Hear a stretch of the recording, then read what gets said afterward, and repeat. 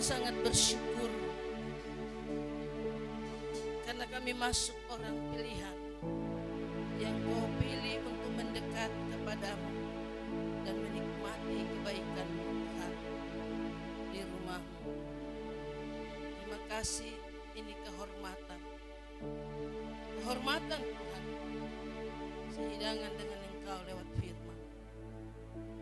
Sampaikan firman-Mu atas kami Tuhan, oleh kuasa dorongan kekuatan kuasa Roh Kudus.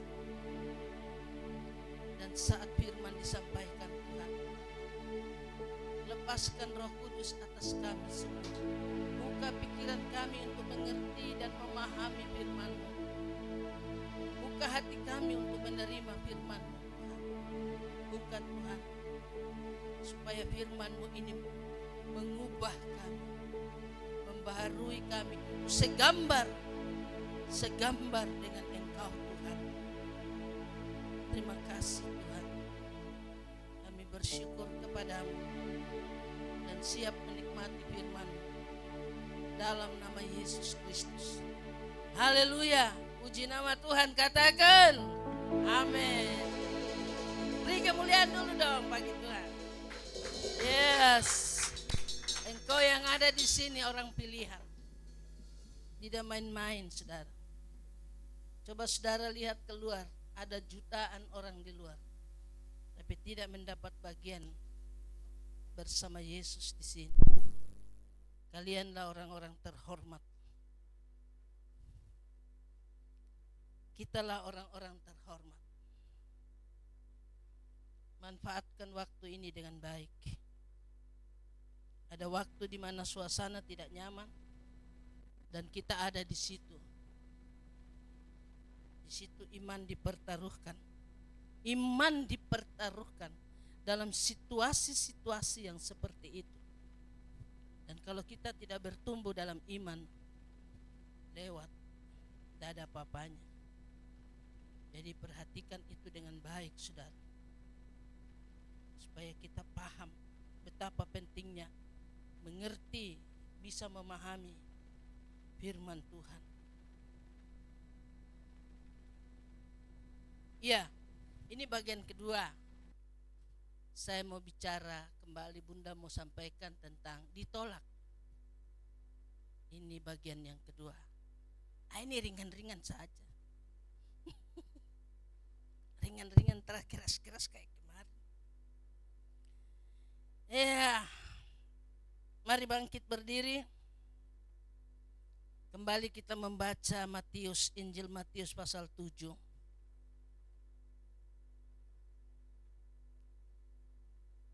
Injil Matius pasal 7 ayat 19 sampai dengan ayatnya yang ke-23.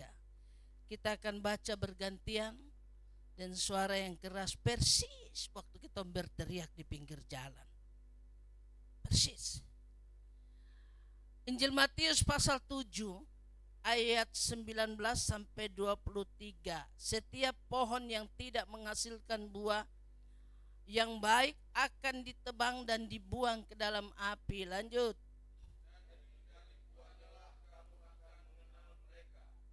Bukan setiap orang yang berseru-seru kepadaku, Tuhan, Tuhan, akan masuk ke dalam kerajaan surga, melainkan orang yang melakukan kehendak Bapa-Ku yang di surga. Lanjut.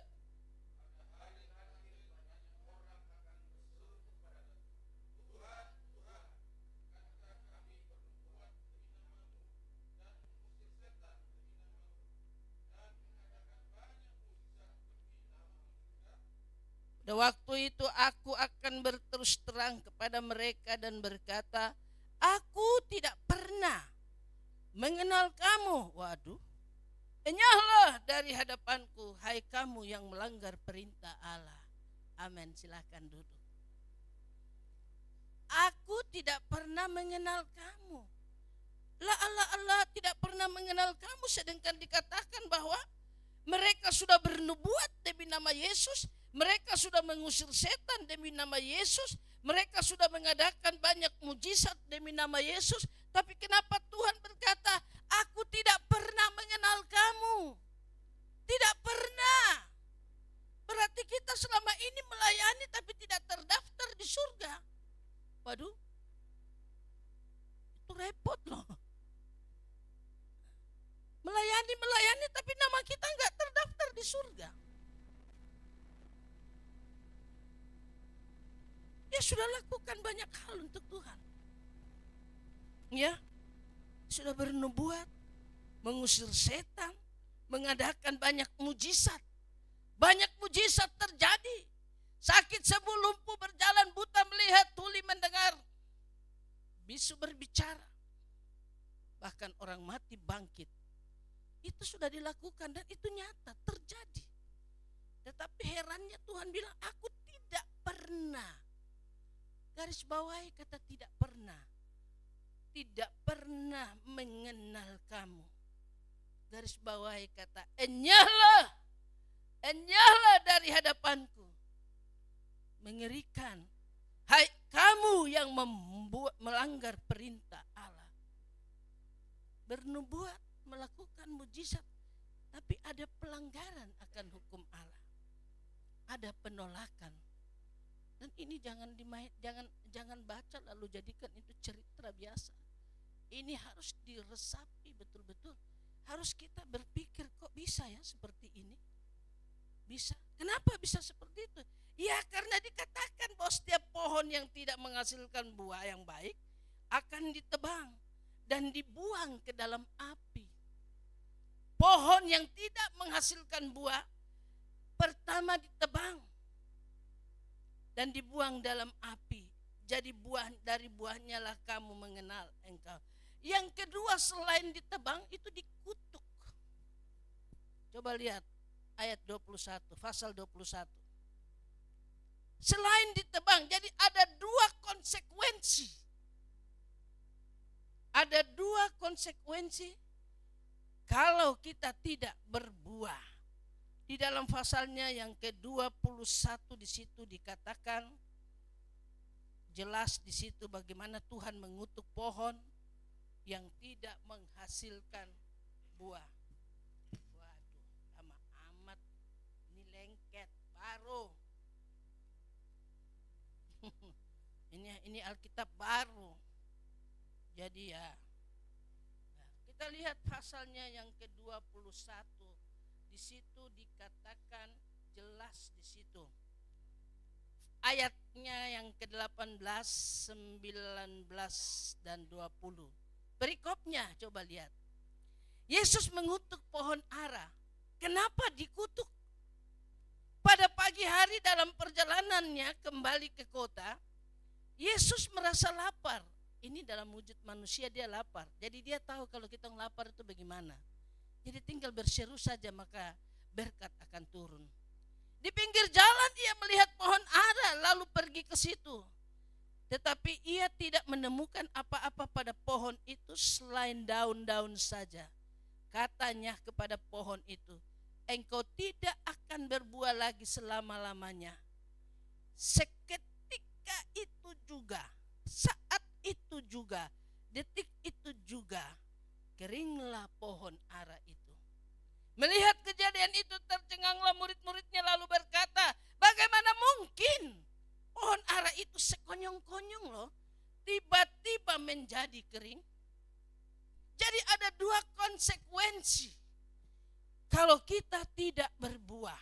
Pertama, engkau dan saya akan ditebang. Kalau ditebang masih bisa tunas. Tapi kalau dikutuk itu langsung kering, tidak bisa lagi ada tunasnya. Tidak ada lagi, habis dah.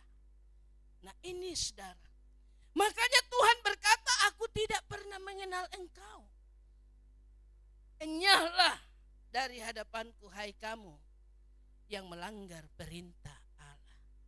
Saya mau ulangi lagi, ini dari bulan Juli, Agustus, September minggu keempat, Bunda mau ulangi lagi.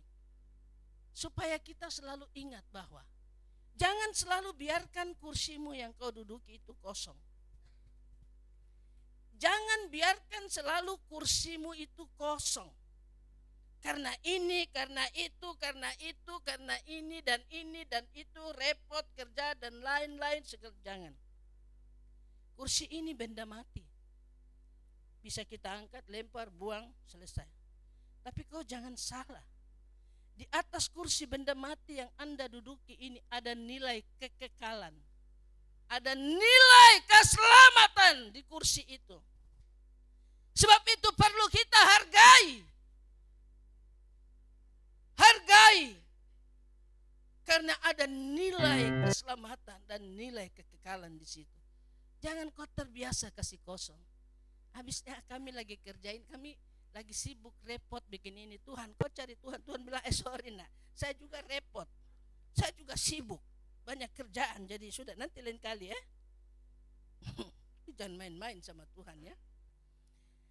Kehadiran kita itu dinantikan Tuhan. Tuhan sangat mengharapkan kehadiranmu dan kehadiranku di dalam rumah Tuhan. Sangat dinantikan. Itu sebabnya kalau dia hadir di sini dia lihat baik-baik dan dia puji mata itu. Dia lihat ini. Bapak Kevin. Hadir ke tidak? Mantap. Ush. Mantap. Hadir. Bapak Nathan. Hadir. Oliver. Mantap. Siapa Pak? Nias. Mana Nias? Noel Pak. Sudah ganti. Kita di absen loh. Jadi kalau kita nggak hadir, Tuhan bilang, waduh kemana ini anak ya? Dia kemana ini anak ini? Kok enggak hadir di sini? Dia kemana? Tuhan pusing loh. Gembala juga pusing, tapi Tuhan lebih pusing. Ini anak kemana? Jadi kita sangat diharapkan Tuhan untuk hadir di sini. Dia sangat, karena dia mau melawat kita dengan firman. Dia mau melawat kita dengan kasih. Kehadirannya di sini melawat kita dan lawatan Tuhan menghadirkan banyak hal dalam hidup kita. Jadi dia rindu kita ada di sini. Itu sebabnya jangan biarkan kursimu kosong. Jangan, isilah. Duduki kursi itu. Karena di atas kursi yang kau anggap remeh itu, kau anggap itu hanya benda mati saja. Tapi di situ ada nilai keselamatan. Nilai-nilai kekekalan. Memang masalah terbesar dalam hidup manusia itu melakukan kehendak Tuhan. Kalau melakukan kehendakku mah gampang saja. Kalau bilang kehendakku yang jadi ya gampang saja. Tapi yang menjadi masalah persoalan yang sulit dilakukan itu melakukan kehendak Tuhan. Karena melakukan kehendak Tuhan itu tidak pernah enak. Jujur saja tidak pernah nyaman. Malah melakukan kehendak Tuhan itu seolah-olah menjadi musuhnya kita. Karena enggak cocok. Enggak nyambung dengan keinginan kita. Tapi kau suka tidak suka, kau mau tidak mau, kau harus lakukan. Sebab dia yang pegang kau hidup. Dia juga yang menentukan kita hidup di surga atau di neraka. Tidak ada nabi, tidak ada rasul yang pegang surga selain Yesus.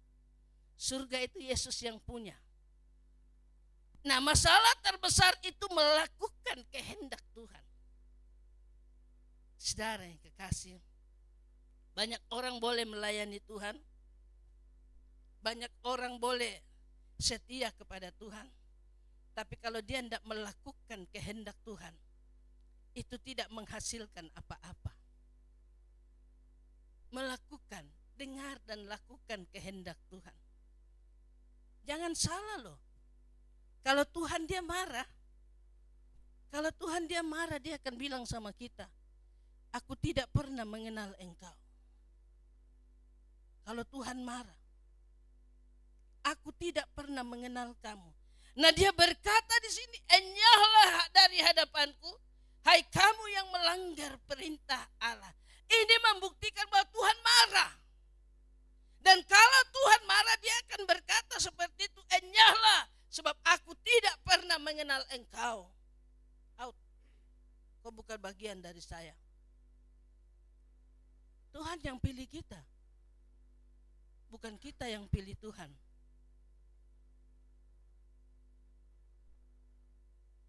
Kalau Tuhan yang pilih kita, dia bertanggung jawab atas kita. Sebab itu jangan takut dengan soal-soal lain-lain. Ini tanggal-tanggal otak sudah mulai berpikir bayar lampu, bayar wifi, yang pakai bayar Indovision. Ini otak sudah mulai ini tanggal-tanggal berpikir ke situ. Saudara tahu itu?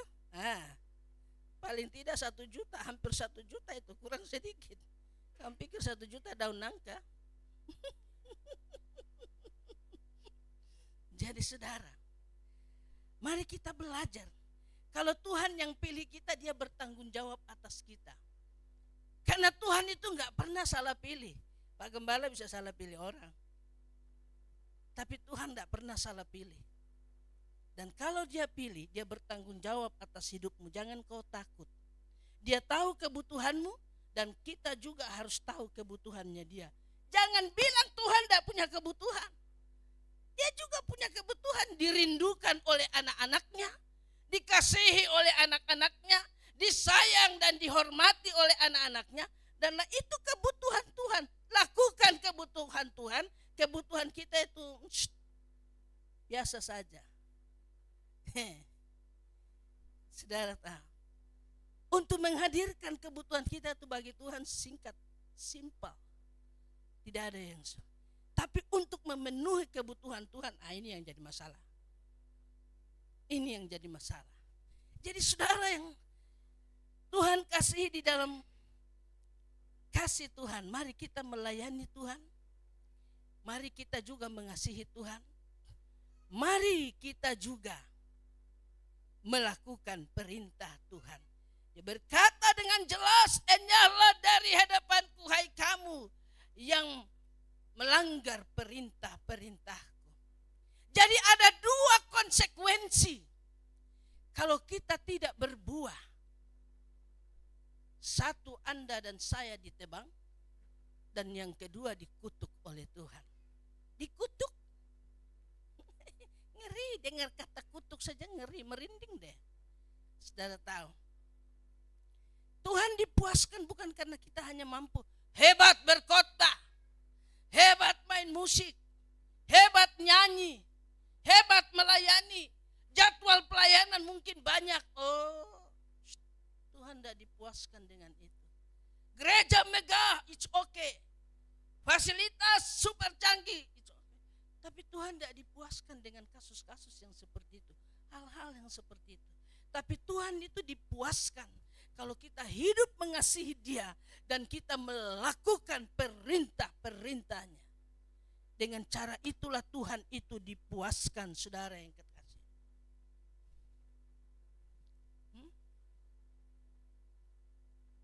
Kalau kita berbuah, mempermudah berkat Tuhan mengalir. Coba lihat, coba tampilkan Injil Yohanes. Coba tampilkan Injil Yohanes pasal 15.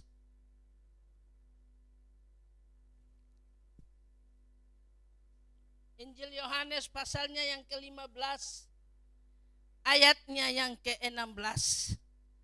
Coba tampilkan Injil Yohanes pasal 15, ayatnya yang ke-16. Firman Tuhan bilang apa di situ? Ayatnya pasal 15, ayatnya yang ke-16. Bukan kamu yang memilih aku, tetapi akulah yang memilih kamu. Aku telah menetapkan kamu supaya kamu pergi dan menghasilkan buah. Dan buahmu itu tetap. Supaya, garis bawahi kata supaya. Apa yang kamu minta dalam nama Bapa dalam namaku, diberikannya kepadaku. Pergilah dan menghasilkan buah. Karena itu mempermudah berkat Tuhan mengalir kepada kita. Setuju ya? Kalau tidak berbuah itu mempersulit berkat Tuhan mengalir. Nah, bayar lampu bisa tunggak.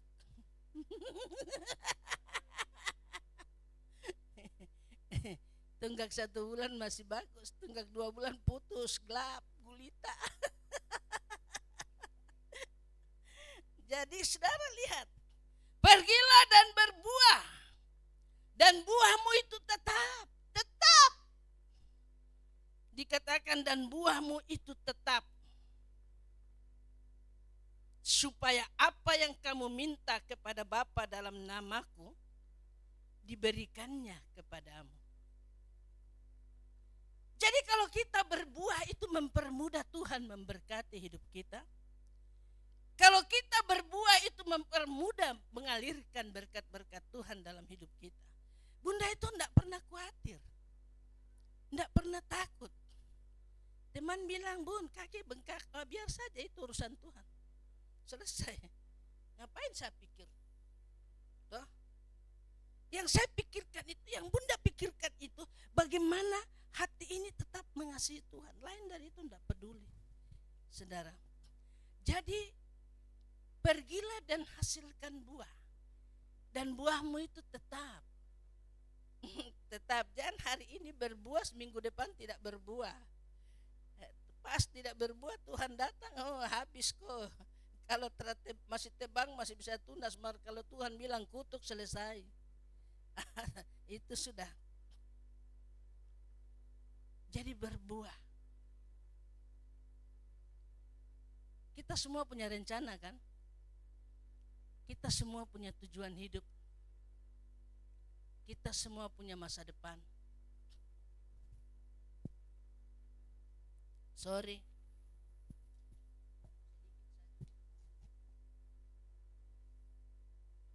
Ini rencana kita yang kecil ini.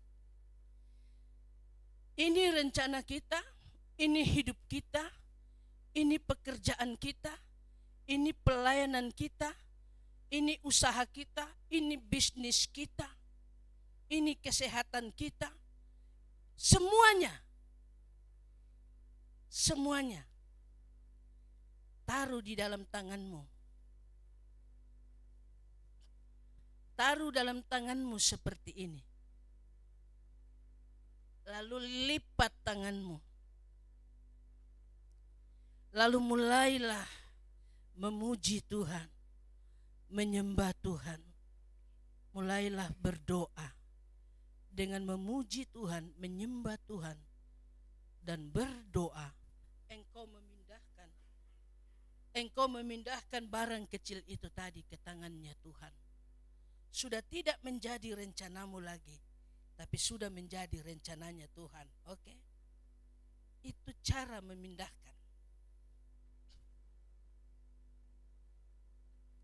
Ini barang kecil. Rencana kita itu di hadapan Tuhan kecil, macam barang ini. Kecil. Nah, taruh semua itu di tanganmu begini. Lalu kau mulai lipat kopu tangan. Lipat tanganmu dan mulailah memuji Tuhan. Mulailah menyembah Tuhan dan berdoa. Dengan memuji Tuhan dan menyembah Tuhan, maka barangmu yang kecil ini, rencanamu yang kecil ini akan pindah ke tangan Tuhan yang besar. Dan kalau itu pindah, maka tidak ada rencana yang gagal. Karena itu sudah menjadi rencananya Tuhan. Dan tidak ada rencana Tuhan yang gagal. Ayub 42 ayat 2. Aku tahu engkau sanggup melakukan segala sesuatu. Dan aku percaya tidak ada rencana-rencanamu yang gagal. Tuhan. Jadi pindahkan rencana kita yang kecil ini, pindahkan ke tangan Tuhan yang besar, supaya rencana kita itu tidak lagi menjadi rencananya kita, tapi itu sudah berubah menjadi rencananya Tuhan. Dan tidak akan pernah ada rencana Tuhan yang gagal. Kurangi permintaan, perbesar volume pujian penyembahan. Karena itu menyenangkan hati Tuhan. Saudara yang saya kasih Tuhan, Tuhan pakai kita. Tuhan mau pakai kita semua, dan kita ini kan semua dipakai Tuhan.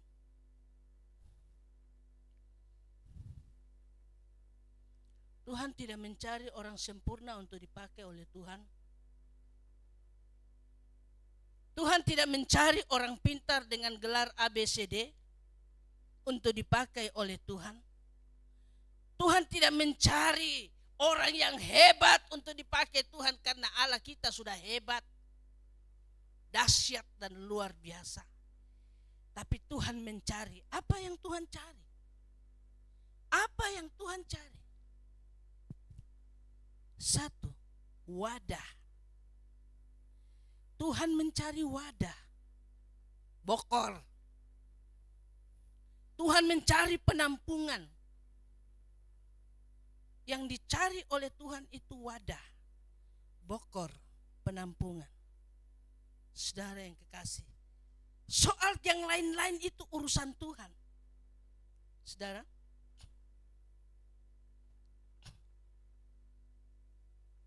soal kekurangan kita, keterbatasan kita, ketidakmampuan kita itu bagian Tuhan. Urusan Tuhan. Yang Tuhan perlukan itu menyediakan wadah. Hidup kita disediakan untuk Tuhan menjadi wadah untuk dipakai oleh Tuhan, menjadi bokor, menjadi penyimpanannya Tuhan untuk diisi oleh Tuhan dengan fasilitas-fasilitas dari surga. Sehingga wadah itu dipenuhi dengan fasilitas surga. Itu yang Tuhan mau, bukan fisik. Ya tadi bisa tampilkan kan Nick Fujisik? Tidak bisa ya. Nick kan anda bisa. Coba lihat Nick Fujisik. Tuhan tidak melihat fisik. Karena Tuhan bisa pakai siapa saja. Siapa saja. Saudara lihat Nick Fujisik. Itu tidak ada tangan, dia tidak ada kaki. Waktu dia lahir, melahirkan anak model begini, mungkin ketong sumpah. Especially in the early years of school, a lot of kids would come up to me and tease me. Nick, you're not good enough. Nick, just give up. Nick, you're never going to get a job. You won't get married. You can't even hold your wife's hand. What kind of a father are you going to be if you can't even pick up your kids when they're crying? You're alone. Kita harus malu. Sure, your parents hug you, but their hugs can't heal you. Just give up. Just give up. Just give up. Just give up. Just give up. Apakah saudara tidak malu? The title of the message that I've been given is Transforming the Walls into Doors. The line that I like to use is changing obstacles into opportunities. Seluruh dunia. I know that there are 1 billion people going hungry today. I know that this year 1 million people will commit suicide. I know today there are 120 million slaves, and I've met sex slaves, and I've seen the top of the pyramid as far as business and met the billionaires. I've met bankers, and I've also met orphans. We're all looking for something. We're all looking for hope. Just because you were born with hope. No, we're born with pain. We're born and live through difficulties. And in our life, my parents always taught me that even though we don't know why I was born this way, that we have a choice. Either to be angry for what we don't have, or be thankful for what we do have. And the world is a hurting place, and the world needs hope, and the world needs love.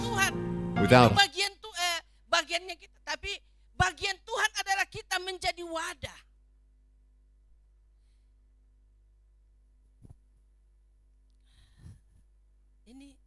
Ini pribadi ini sangat menyentuh saya. Waktu dia lahir dari kandungan ibunya, mungkin ibunya sumpah serapah dia. Ya Tuhan, kenapa kau kasih anak sama saya buntung banting begini? Mau jadi apa anak ini? Saya tidak bisa harapkan apa-apa dari anak ini Tuhan. Apa yang dia bisa berikan untuk saya? Saya tidak bisa dapat apa-apa dari anak ini. Anak ini tidak berguna bagi saya. Dia hanya membuat saya susah. It's okay, tidak berguna bagi mamanya menurut manusianya dia. Tapi kalau dia berguna bagi Tuhan, tidak ada yang bisa menghalangi itu. Jadi saudara, fisik bukan masalah. Kekurangan kita, kelemahan kita, ketidakmampuan, keterbatasan kita dan lain-lainnya, itu bagian Tuhan. Tapi bagaimana kita menyediakan wadah untuk dipakai oleh Tuhan. Dia punya kekurangan, Nick Vujicic punya kekurangan, tapi dia menyediakan wadah hidupnya untuk dipakai oleh Tuhan. Dan Tuhan pakai dia. Jangan melihat kekurangan anakmu, karena Tuhan punya cara untuk pakai dia. Jangan bilang, Tuhan, anakku buntung binting begini bisa apa? Tapi Tuhan tahu cara memakai anak ini, dan akhirnya apa? Dia jadi pendeta. Dia kemarin Bunda lihat di YouTube, dia baru pulang ketemu Benyamin Netanyahu dan juga Presiden Israel. Orang buntung kayak begitu bisa ketemu orang keren-keren. Tuhan punya cara memakai orang. Jangan bilang anakku seperti ini, kakakku seperti ini, adikku seperti ini. Ini bagaimana Tuhan punya cara untuk memakai. Itu sebabnya sediakan hidupmu wadah. Jangan suka lihat pada kelemahan kita. Jangan suka melihat pada kekurangan-kekurangan. Karena itu membatasi Tuhan bekerja. Jangan lihat kekurangan kita. Jangan lihat kekurangan anak kita. Jangan lihat kekurangan kakak kita, adik dan lain-lain saudara kita. Jangan lihat kekurangan-kekurangan itu. Jangan terfokus ke situ. Karena apa? Itu membatasi Tuhan bekerja. Berikan kebebasan untuk Tuhan. Serahkan dia kepada Tuhan, dan selebihnya itu adalah bagian Tuhan, saudara yang kekasih. Jangan batasi Tuhan bekerja. Tampilkan Mazmur 60 ayat 14. Jangan pernah membatasi Tuhan itu bekerja. Sebagaimanapun kondisi anak kita, sebagaimanapun kondisi manusia ini dan manusia itu, Tuhan selalu punya cara untuk memakai dia. Dan jangan batasi Tuhan dengan berkata tidak mungkin. Tidak mungkin, karena Mazmur mencatat, bersama Allah kita lakukan perbuatan-perbuatan gagah perkasa. Karena dialah yang menginjak-injak musuh-musuh lawan kita. Bersama Allah.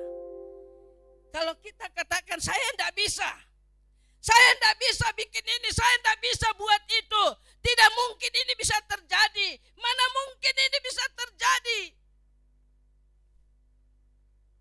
Tanya diri kita. Apakah kita bersama dengan Tuhan atau tidak? Karena Tuhan bilang bersama Allah kita lakukan perbuatan gagah perkasa. Jadi jangan batasi Tuhan. Jangan. Setialah selalu. Standar seorang pelayan Tuhan itu takut akan Tuhan.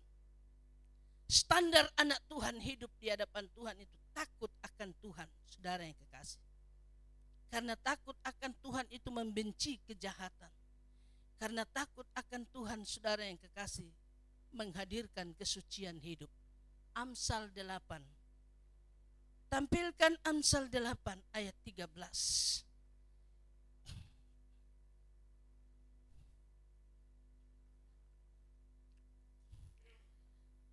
Amsal pasal 8 ayatnya yang ke-13. Apa kata firman di situ?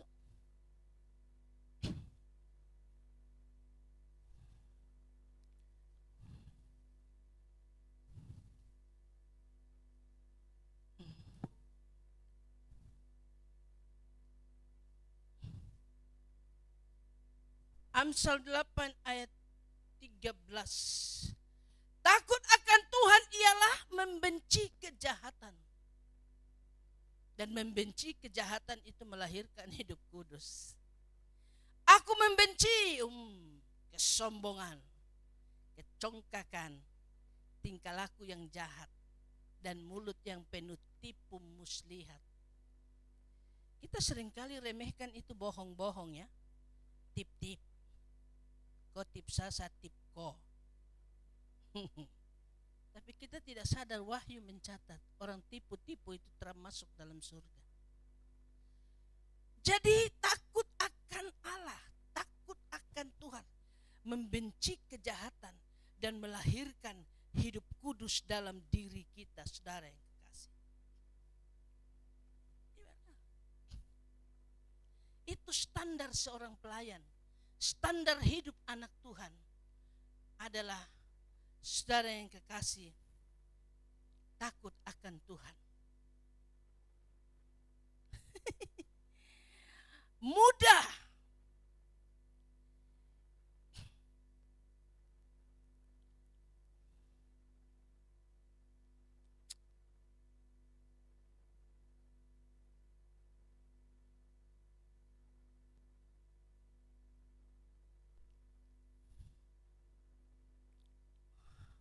kita jatuh dalam dosa kalau firman Allah nggak ada di hati kita. Mazmur 119 ayat 11. Dalam hati aku menyimpan janjimu, supaya aku tidak berdosa kepadamu. Orang muda jatuh dalam dosa, gampang jatuh dalam dosa, kalau firman Allah tidak ada dalam hatinya. Kalau dia tidak menjadikan hatinya itu lumbung firman Tuhan. Orang muda berdosa, saudara yang kekasih. Orang muda tersinggung. Orang muda bersungut-sungut. Orang muda putus asa. Orang muda kecewa. Orang muda marah, saudara yang kasih. Orang muda sakit hati kalau firman Tuhan tidak tersimpan dalam hati. Kenapa? Kalau firman Tuhan itu tersimpan dalam hati, maka ayatnya yang ke-24 berkata, firman Tuhan itu adalah penasihat hidup kita. Penasihat dalam hidup kita. Kita mau begini, firman Tuhan bilang jangan. Firman Tuhan begini, oh iya ya. Mau begini, penasihat kasih tahu, jangan. Mau begini, penasihat kasih tahu, jangan. Mau begini, jangan. Makanya firman yang adalah penasihat hidup kita itu harus ada dalam hati kita. Supaya kita tidak mudah marah, tidak mudah tersinggung, tidak mudah sakit hati, tidak mudah putus asa, tidak mudah bersungut-sungut dan lain-lainnya. Jadi saudara, firman Tuhan itu terlalu sempurna untuk membawa kita mengenal Tuhan dan hidup di dalam Tuhan. Bunda kalau baca Alkitab di rumah itu, aduh Tuhan, meresapinya. Iya ya, dalam umur yang sudah seperti ini, yang tinggal hitungan detik dan pulang ke rumah Bapa, harus berhati-hati, saudara yang kekasih. Itu sebabnya simpan firman Allah di dalam hati kita. Karena dengan adanya firman di hati, kita tidak mudah berbuat dosa. Karena firman itu menjadi penasihat bagi hidup kita. Mudah mencari kebenaran dalam hidup kita. Betul ke tidak Pak? Mencari kebenaran dalam diri kita itu gampang sekali. Tapi mencari kesalahan kita, mencari kekurangan kita dalam diri kita itu, mencari dosa kita dalam diri itu sulit. Ya Pak Gem ya, sulit. Jadi orang mudah sekali mencari kebenaran dalam dirinya untuk membenarkan dirinya dan orang lain salah. Kau diam. Saya yang benar. Tapi tidak mudah mencari kekurangan dalam diri kita. Tidak mudah mencari kesalahan dalam kita. Tidak mudah mencari kelemahan dalam diri kita. Saudara yang kekasih. Dan ini mempersulit kita untuk memperbaiki hidup kita. Dan itulah yang mempersulit kita untuk memperbaiki hidup kita. Itu mempersulit. Saudara. Dan ini menghalangi kita untuk mengalami perubahan dan berbuah di dalam Tuhan. Karena kita selalu mudah menemukan kebenaran dalam diri kita. Kebenaran dalam diri yang semudah kita temukan itu membuat kita tidak perlu lagi memperbaiki hidup kita. Kok benar kok? Nah benar katu, no benar, benar, benar. Lewat itu. Nah. Mari kita balik. Jangan mudah mencari kebenaran, tapi mari kita mempermudah mencari kesalahan kita. Mari kita mempermudah untuk mencari di mana letak kesalahan kita, di mana letak kekurangan kita, di mana letak pelanggaran-pelanggaran kita, di mana letak hal-hal yang kurang menyenangkan Tuhan. Mari kita mempermudah itu untuk mencari dan menemukan itu dalam diri kita, supaya kita juga mudah untuk memperbaiki hidup ini, saudara yang kekasih. Mudah untuk memperbaiki hidup ini. Dan kalau kita mudah memperbaiki hidup ini, saudara, maka kita juga akan pasti berbuah. Pasti kita akan berbuah.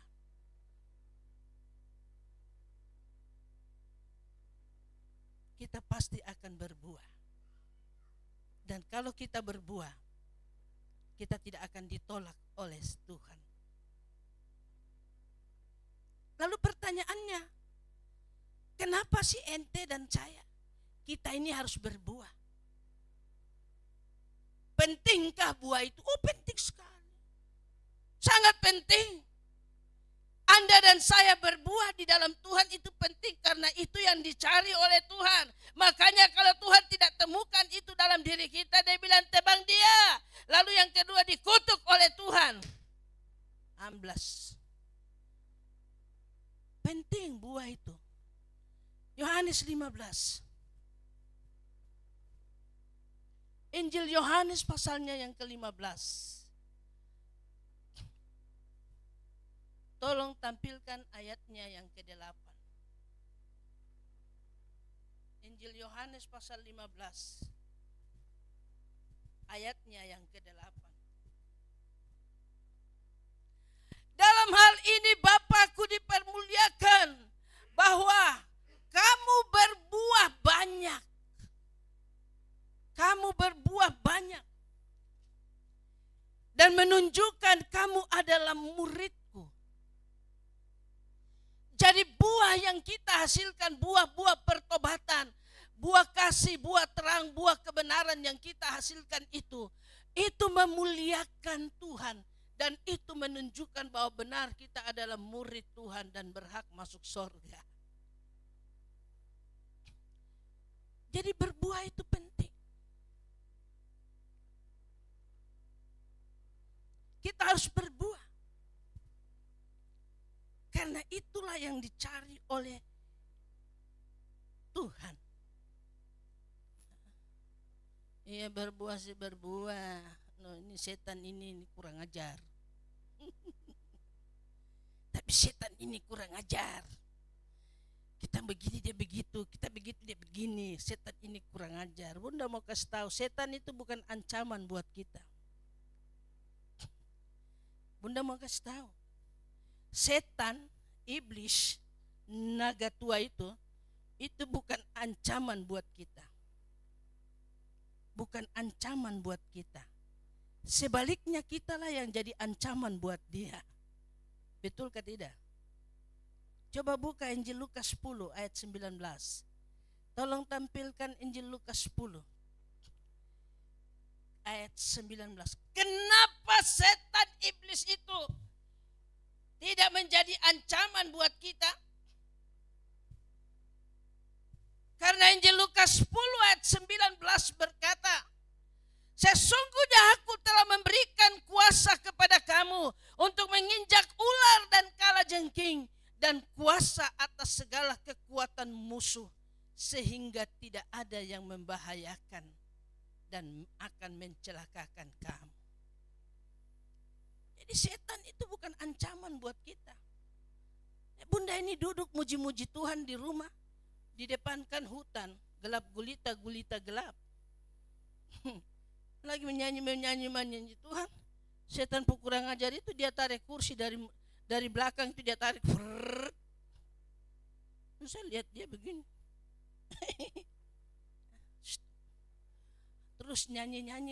Kira-kira 3 menit dia tersenang lagi, dia tarik lagi ke belakang. Ini gelap gulita, di luar tidak ada orang lagi. Saya nonton dia begini, lewat. Karena saya tahu setan itu bukan ancaman buat saya, tapi saya ini yang jadi ancaman buat dia. Kita yang harus jadi ancaman buat setan, sehingga setan itu takut sama kita. Dia nggak bisa sembarang menjamah kita, menyentuh kita. Nei muhabbaka kabi meretel mehayala.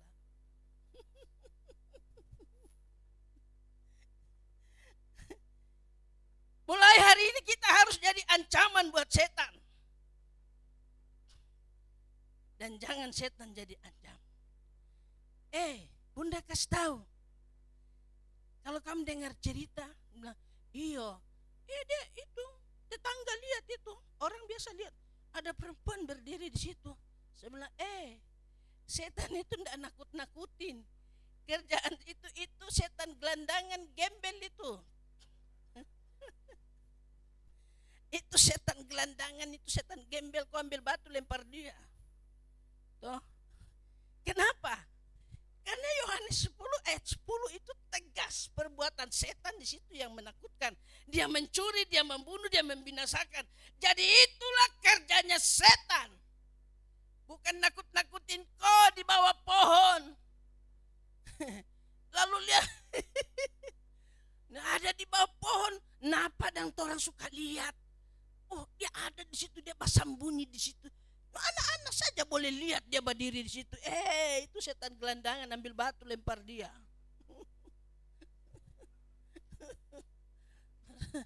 Setan enggak gitu cara setan.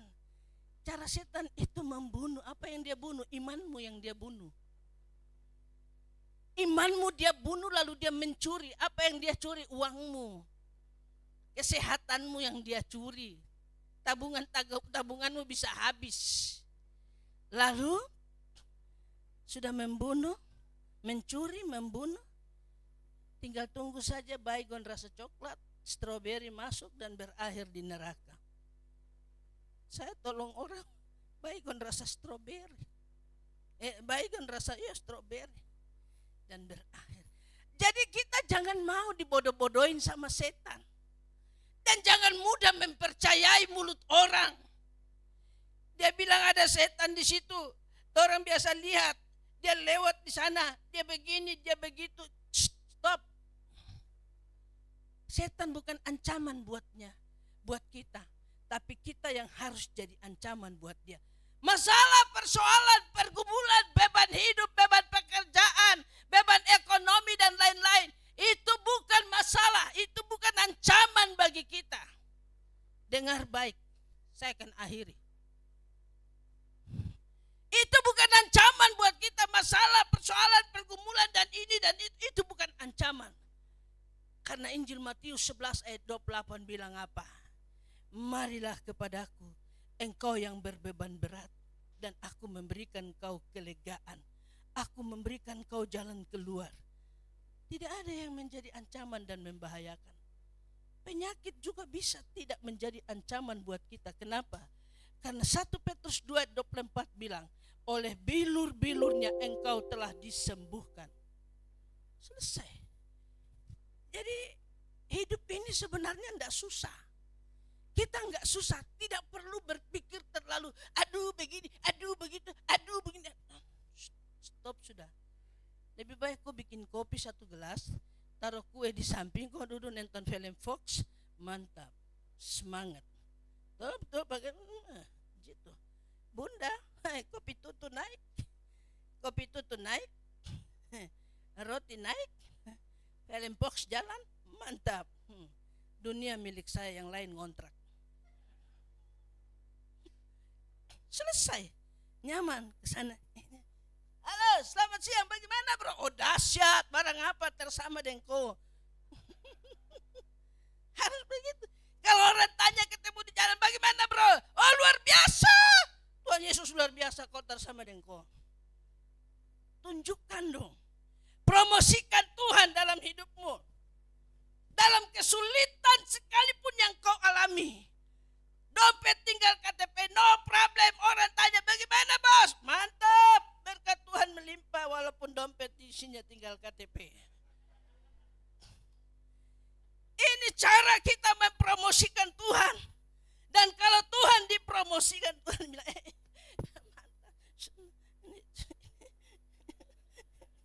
lancar, lancar. Lampu bayar, notification bayar, semua lancar. Karena berkat Tuhan itu memenuhi kebutuhan-kebutuhan kita. Setuju? Ya, amin. Tuhan memberkati. Haleluya. Jadi, hati-hati. Ada penolakan. Jangan kau main-main. Nah mari pemain musik naik tempo.